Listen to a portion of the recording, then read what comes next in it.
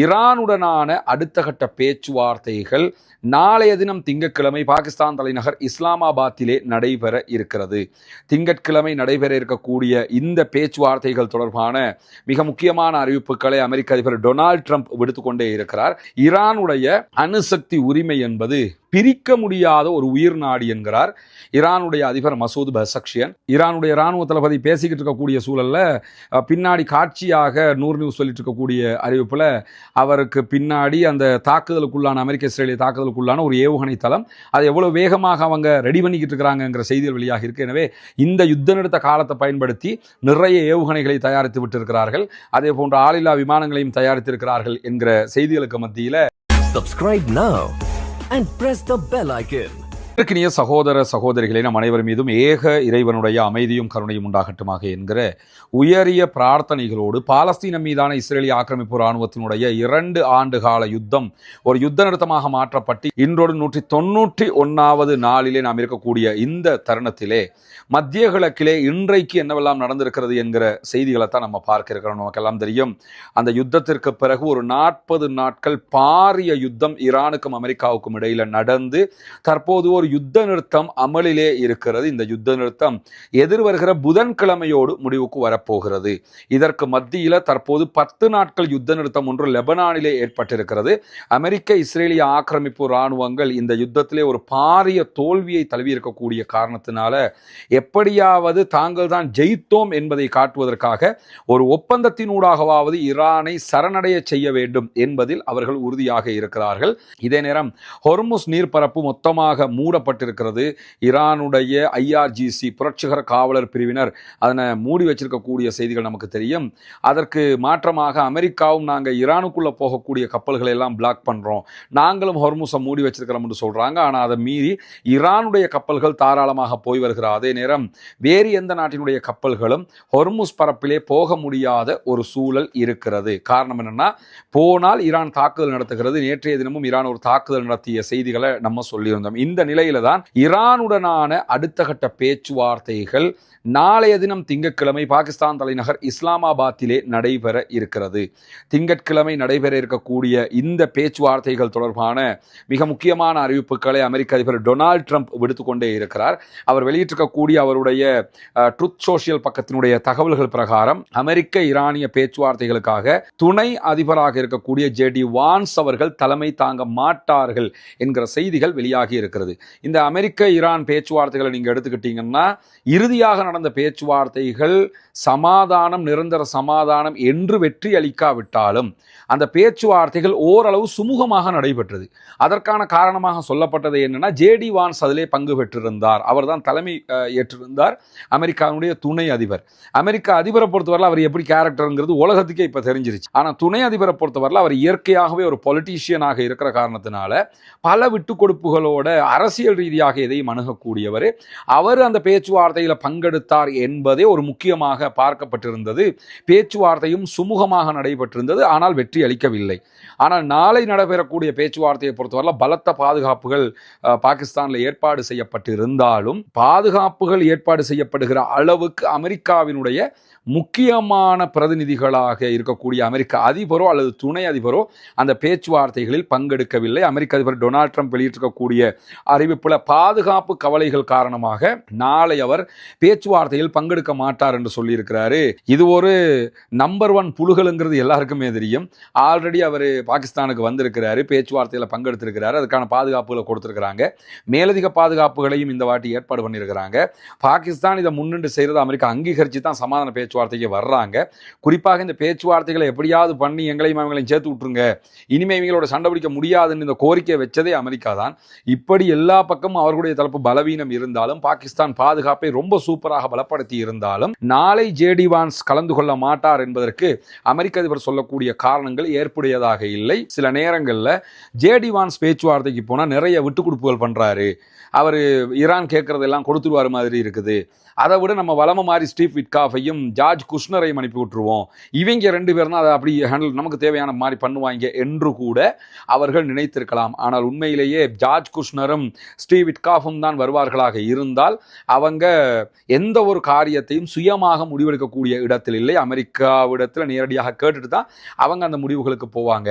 அது இல்லாமல் ஜேடி வான்ஸாக இருந்தால் அவர் நேரடியாக அந்த முடிவுகளை எடுக்கக்கூடிய நிலையில் இருப்பார். இது நாளைக்கு பேச்சுவார்த்தையில் என்னென்ன நடக்கப் போகிறது என்பதை மேலதிகமான தகவல்கள் வரும்போது நாம் தெரிந்து கொள்ள முடிகிற அதே நேரத்தில் அமெரிக்க அதிபர் டொனால்ட் ட்ரம்ப் இன்றைக்கு தெரிவித்திருக்கக்கூடிய மேலதிகமான ஒரு கருத்திலையும் என்ன சொல்லியிருக்கிறாருன்னு கேட்டால், ஈரான் யுத்த நிறுத்த மீறலாக செயல்பட்டு கொண்டிருக்கிறது.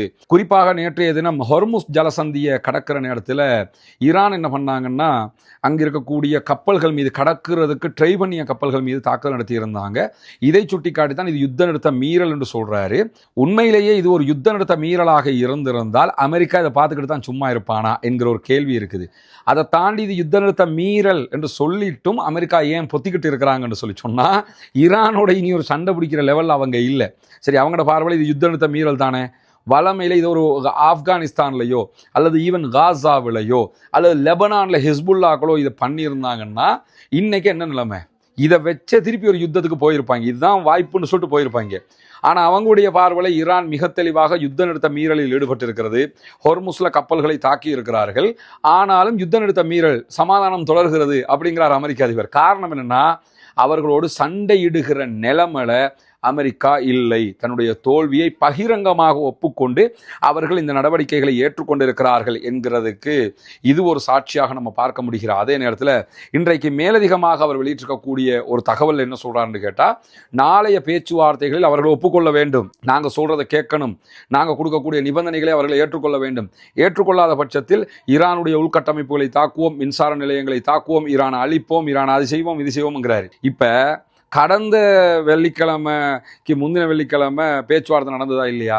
அந்த பேச்சுவார்த்தையில் நாங்கள் சொல்கிறத ஈரான் கேட்கலாட்டி என்ன பண்ணுவேன்டாரு? நான் அழிப்பேன், உடப்பேன், அது பண்ணுவேன், இது பண்ணுவேன், குண்டு போட எல்லாம் சொன்னார்ல, ஏதாவது செஞ்சாரா? இப்பயும் என்ன சொல்கிறாருன்னா, நீங்கள் ஒப்புக்கொள்ளணும்னா அது பண்ணுவேங்கிறாரு. என்ன காரணம்னு கேட்டால், அவர் அப்பவும் பண்ண மாட்டார், இனிமையும் பண்ணுற அளவுக்கு துப்பு கிடையாது. அது வளமை மாதிரி அவருடைய ட்வீட்டை போட்டுக்கிட்டு இருக்கிறாரு. உலக நாட்டுக்கு எதிரியும் இவருடைய ட்விட்டர் லட்சணம் என்னன்னு சொல்லி அது எல்லாத்தையும் விட ஈரானுக்கு தெரியும்.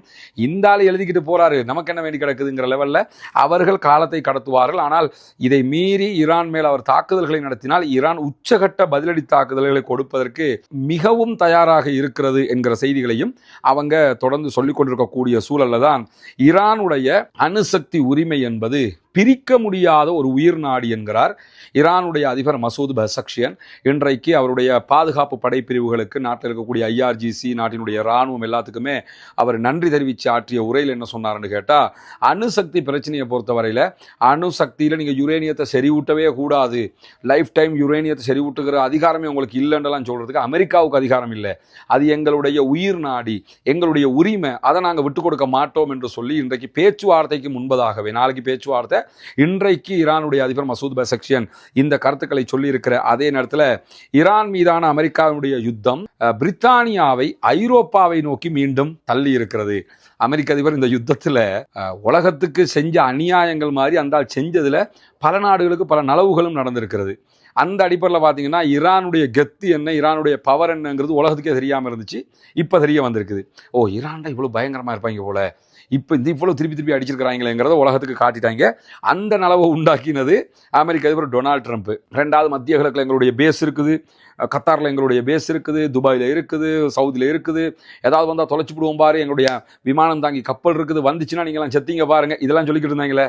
விமானம் தாங்கி கப்பலையும் டம்மி பீஸ் ஆக்கிட்டாங்க, அவங்களுடைய ஆயுதங்களையும் டம்மி பீஸ் ஆக்கிட்டாங்க, அவங்களுடைய பேஸ் எல்லாத்தையுமே டம்மி பீஸ் ஆக்கி அடிச்சு நுரைக்கிட்டானா இல்லையா? இது எல்லாமே அமெரிக்க அதிபர் டொனால்ட் ட்ரம்ப் செஞ்ச நல்ல காரியங்கள் இந்த உலகத்துக்கு. அதே மாதிரி பிரித்தானியாவுக்கு அவர் செஞ்சிருக்க ஒரு நல்ல காரியம் என்னன்னா, இந்த யுத்தத்தில் பிரித்தானியாவை இழுத்துட பார்த்தாரு. நாங்கள் வரவே மாட்டோம்ட்டாங்க, உங்களுடைய ஆயுத கப்பலை தாங்கட்டாங்க, தரவே மாட்டோம்ட்டாங்க. இப்படி பிரித்தானியா ஓரமாகவே நின்ட்டாங்க, இது எங்கள் யுத்தம் இல்லை உங்கள் யுத்தம்ட்டாங்க. நேட்டோவை கூப்பிட்டு பார்த்தாரு, போகலை, நீங்களாம் பச்சை கோழைகள்னாரு. நாங்கள் கோழையாகவே இருந்துட்டு போகிறோம், ஈரானோட சண்டைக்கு வந்து ஒன்றை மாதிரி வம்புல மாட்டிக்க விரும்பலப்பான்ட்டு ஓரமாக நின்ட்டாங்க. இப்படியெல்லாம் பண்ணும்போது பிரித்தானியா ஏற்கனவே ஒரு 10 ஆண்டுகளுக்கு முன்பதாக பிரித்தானியாவினுடைய முன்னாள் பிரதமர், அதாவது ரிஷி சுனக்கு முன்னாடி ஒரு லேடி இருந்து அதுக்கு முன்னாடி இருந்தவர், அவர் ஆட்சி கவிழ்வதற்கு காரணமாகவே அமைஞ்சது என்னன்னு கேட்டால், யூரோப் யூனியனில் இருந்து அவர்கள் தங்களை ஒதுக்கி கொண்டது தான். பிரித்தானியா யூரோப் யூனியனில் இணைஞ்சிருந்துச்சு. யூரோப் யூனியனுக்கு பெரிய அளவில் ஃபண்ட் பண்ணக்கூடிய ஒரு நாடாகவும் பிரித்தானியா தான் இருந்தது. ஆனால் என்ன பண்ணாங்கன்னா, பிரித்தானியாவுக்கு இதில் எந்த நலவும் கிடையாது, நாங்கள் யூரோப் யூனியனை விட்டு வெளியே வர்றோம் நின்றுவோம் அப்படின்னு சொல்லி வெளியே வந்தாங்க. ஒரு தசாப்த காலங்கள் ஆகிவிட்டது. இப்பொழுது மீண்டும் யூரோப் யூனியனோடு இணைவதற்கு பிரித்தானிய மக்கள் தயாராக இருக்கிறார். போரிஸ் ஜான்சன் நினைக்கிறேன், அவர் இருக்கிற காலத்தில் இது நடந்தது. ஜான்சனுடைய அந்த வாக்கெடுப்பில் கூட பிரித்தானியா ஐரோப்பிய யூனியனை விட்டு பிரியறதுக்கு சொற்ப வாக்கு வித்தியாசத்தில் தான் அந்த வாக்கெடுப்பு வெற்றி பெற்றது. ஆனால் அவங்க பிரிஞ்சிட்டாங்க. இப்போ மீண்டும் என்ன பார்க்குறாங்கன்னா, நம்ம அமெரிக்காவை நம்பி ஐரோப்பிய யூனியன்ல இருந்து பிரிஞ்சு அமெரிக்கா நம்முடைய வலுவான கூட்டாளின்ட்டு வந்தோம். ஆனால் இவனை நம்பிக்கிட்டு இருந்தோம்னா நம்மளை தொலைச்சி விடுவான், நம்மளை கொண்டு எங்கேயாவது சிக்கி விட்டுருவான், நம்ம அழிஞ்சு போயிடுவோம். அதை விட யூரோப் யூனியனோட நம்ம நின்றுவோம் அப்படின்னு சொல்லி மீண்டும் யூரோப் யூனியனோடு சேருவதற்குரிய பேச்சுவார்த்தைகளை ஆரம்பித்திருக்கிறது பிரித்தானியா. இதுவும் டொனால்ட் ட்ரம்ப் செய்துட்டு போன ஒரு நல்ல காரியமாக உலகம் பார்க்கக்கூடியதை நம்ம இன்றைக்கும் தெரிந்து கொள்ள முடிகிற அதே நேரத்தில் அர்ஜென்டினாவினுடைய அதிபர் மிலே இன்றைக்கு இஸ்ரேலில் தரையிறங்கி இருக்கிறார். உலகத்தில் இருக்கக்கூடிய சில இனவாத தலைவர்கள், ஆட்சியாளர்கள் என்ற ஒரு பட்டியல் எடுத்தோம்னா அதுல இந்த அர்ஜென்டினாவினுடைய அதிபர் மிலேவும் வருவாரு. இந்த ஆளுக்கு வேலை என்னன்னா, காசாவில் கொத்து கொத்தா மக்கள் கொல்லப்படக்கல இஸ்ரேலுக்கு போய் இறங்கி ஜெருசலம், ஆக்கிரமிக்கப்பட்ட ஜெருசலத்தில் இருக்கக்கூடிய அந்த இடங்களுக்கெல்லாம் போவார். போய் இஸ்ரேல் வெல்ல வேண்டும், இஸ்ரேல் கிழிக்க வேண்டும் அப்படிம்பாரு. அதே மாதிரி இப்போ ஈரானோட ஒரு ஓரில் அடி வாங்கி நாசமாக போய் கிடக்குறாங்க. லெபனானில் நடந்த ஓரில் ஹிஸ்புல்லாட்ட அடி வாங்கி நாசமாக போய் கிடக்குறாங்க. அதாவது ஈரான் தாக்கிய தாக்குதல்களில் ஒரு பகுதியில் மட்டுமே 1000க்கும் மேற்பட்ட வீடுகள் அளிக்கப்பட்டிருக்கிறது என்கிற செய்திகள் எல்லாம் வெளியாகி கொண்டிருக்கக்கூடிய சூழல்ல இன்றைக்கு அர்ஜென்டினாவினுடைய அதிபர் மிலே என்ன பண்றாருன்னா, 3 நாள் பயணமாக இஸ்ரேலில் போய் தரையிறங்கி இருக்கிறார். பல இனவாத கருத்துக்களை அவர் சொல்லிக்கொண்டே இருக்கிறார். கிழக்கு ஜெருசலம்ல இருக்கக்கூடிய மேற்கு சுவரை அவர் பார்வையிடுவார் என்கிற செய்திகளுக்கு மத்தியில் இஸ்ரேலிய பிரதமர் பெஞ்சமின் நெத்தன்யாகுவையும் அவர் சந்திப்பார் என்கிற செய்திகளும் வெளியாகி இருக்கிறது. இவரெல்லாம் அக்மார்க்கு பக்கா இனவாதிகளாக இருக்கக்கூடியவர்கள். முழுவதுமாக உலகம் முழுவதும் யார் எத்தனை பேர் கொல்லப்பட்டாலும் பரவாயில்லை, நாங்கள் மட்டும் வாழணுங்கிற மாதிரி நினைக்கக்கூடியவங்க. அவர் தான் இன்னைக்கு போய் இறங்கியிருக்கிறார் என்கிற செய்திகள் வெளியாகி இருக்கக்கூடிய சூழலில் தான் இன்றைக்கு மேலதிகமாக ஹொர்முஸ் ஜலசந்தியை கடக்க முயன்ற 2 எண்ணெய் கப்பல்களை ஈரான் தடுத்திருக்கிறது. அமெரிக்கா சொல்றாங்க நாங்கள் பிளாக் பண்ணி வச்சிருக்கிறோம், நாங்கள் எல்லாருக்கும் எல்லாம் செஞ்சிட்டோன்றாங்க. ஆனால் ஈரானை மீறி ஒரு கப்பல் நகர முடியலை. இன்னைக்கு போஸ்ட்வானா அதே போன்ற அங்கோலாவினுடைய கொடிகளோடு பயணிக்க முயற்சித்த 2 டேங்கர்கள், எண்ணெய் டேங்கர்களை ஈரான் தடுத்திருக்கிறது. அவர்களால் நகர முடியாமல் போயிருக்கிறது என்கிற செய்திகள் வெளியாகி இருக்கிறது. அதே நேரம் ஈரானுக்குள் இன்றைக்கு செயற்கைக்கோள்களை இறக்குமதி செய்த 4 பேரை ஈரானிய பாதுகாப்பு பிரிவுகள் கைது செய்திருக்கிறார்கள். ஈரானுக்குள்ள இன்டர்நெட் பிளாக் பண்ணப்பட்டிருக்குது. இதை பயன்படுத்தி என்ன பண்றாங்க, எல்லாம் மாஸ்கினுடைய இணையதள தொடர்புகளை எல்லாம் சேட்டலைட் மூலமாக இணையதளத்தை எடுத்துக்கொள்வதற்குரிய உபகரணங்கள் கையளிக்கப்படுகிறது. அதனூடாக மொசாதுக்கு வேலை பார்க்குற ஆக்களை உருவாக்கி வச்சிருக்கிறாங்க. உள்நாட்டுக்குள்ள குழப்பங்கள் உண்டாக்குறதுக்கு ட்ரை பண்றதுனால இந்த மாதிரி இறக்குமதி செய்த 4 பேரை இன்றைக்கு அவர்கள் கைது செய்திருக்கிறார்கள் என்கிற செய்திகளும் வெளியாகி இருக்கிறார். அதே நேரத்தில் ஈரானுடைய இராணுவ தளபதி இன்றைக்கு ஒரு முக்கியமான செய்தியை வெளியிட்டிருக்கிறார். குறிப்பாக அமீர் ஹத்தாமி அவர்கள் வெளியிட்டிருக்கக்கூடிய அறிவிப்பில் என்ன சொல்றாருன்னா, கடைசி மூச்சு இருக்கிற வரைக்கும் எதிரிகளை நாங்கள் எதிர்கொள்வோம்.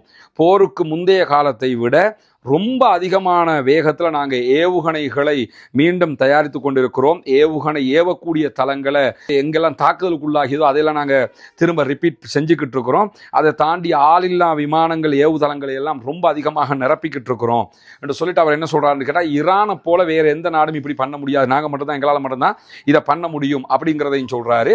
தொடர்ந்து அதை அவர் பேசும்போது என்ன பண்றாங்கன்னா, 100 நியூஸ் சொல்லிட்டு இருக்கக்கூடிய அறிவிப்பில் ஈரானுடைய இராணுவ தளபதி பேசிக்கிட்டு இருக்கக்கூடிய சூழல்ல பின்னாடி காட்சியாக 100 நியூஸ் சொல்லிட்டு இருக்கக்கூடிய அறிவிப்பில் அவருக்கு பின்னாடி அந்த தாக்குதலுக்குள்ளான அமெரிக்க இஸ்ரேலிய தாக்குதலுக்குள்ளான ஒரு ஏவுகணை தளம், அதை எவ்வளவு வேகமாக அவங்க ரெடி பண்ணிக்கிட்டு இருக்கிறாங்கிற செய்திகள் வெளியாக இருக்கு. எனவே இந்த யுத்த நிறுத்த காலத்தை பயன்படுத்தி நிறைய ஏவுகணைகளை தயாரித்து விட்டிருக்கிறார்கள். அதே போன்ற ஆளில்லா விமானங்களையும் தயாரித்திருக்கிறார்கள் என்கிற செய்திகளுக்கு மத்தியில் இந்த வாட்டி பல பில்லியன் பெறுமதியான அமெரிக்காவினுடைய ஏவுகணைகளையும் அமெரிக்காவுடைய ஏவு தளங்களையும் அளித்தது ஈரானுடைய சாதாரணமான ட்ரோன்களை வச்சு தான் அமெரிக்காவினுடைய பல பில்லியன் டாலர்கள் பெறுமதியான ஆயுதங்களை எல்லாம் அவங்க அழிச்சிருக்கிறாங்க. எனவே இப்பொழுது அமெரிக்கா நிறைய ஃபண்டை ரிலீஸ் பண்றாங்க. எதுக்குன்னு கேட்டால், ஈரானுடைய இந்த விலை குறைஞ்ச தரமான ட்ரோன்களை எதிர்கொள்வதற்கு நம்ம ரொம்ப பெருமதியான ஏவுகணைகளை பயன்படுத்தி ரொம்ப நஷ்டப்பட்டுடுறோம். எனவே எப்படி நம்மளும் குறைஞ்ச லெவலுக்கு இதை பண்ணுறது. ஆல்ரெடி ஈரானுடைய ஷஹீத் வகையான ட்ரோன்கள் இருக்குது. அந்த ட்ரோனை காப்பி பண்ணியிருக்கிறாங்க அமெரிக்கா. வளமல அமெரிக்காவினுடைய ட்ரோனை தான் ஈரான்காரன் காப்பி பண்ணுறதுக்கு வாய்ப்பு இருக்குன்னு பார்த்த நேரம் போக இப்போ ஈரானுடைய ட்ரோன்களை அமெரிக்காக்காரன் காப்பி பண்ணக்கூடிய நிலைமை மாறி இருக்குது. தொடர்ந்து இணைந்திருங்கள். நாளைய தினம் இஸ்லாமாபாத்தில் நடைபெறக்கூடிய சமாதான பேச்சுவார்த்தைகள் தொடர்பான செய்திகளை உடனுக்குடன் உங்களுக்கு கொண்டு வந்து தருவதற்கு தயாராக இருக்கிறோம். ஆக்கிரமிப்புகள் ஓய வேண்டும், ஆக்கிரமிப்பாளர்கள் ஓய வேண்டும். காசா, லெபனான், ஈரான் உள்ளிட்ட பகுதிகளில் ஆக்கிரமிப்பாளர்களால் அப்பாவிகளுக்கு எதிராக நடத்தப்படுகிற தாக்குதல்கள் நிறுத்தப்பட வேண்டும் என்று அல்லாஹ்விடத்திலே பிரார்த்தனை செய்கிற அதே நேரம் தொடர்ந்தும் ஜனநாயக ரீதியாக குரல் எழுப்புவோமாக. வாஹ்ர் தஅவானா அல்ஹம்துலில்லாஹி ரப்பில் ஆலமீன்.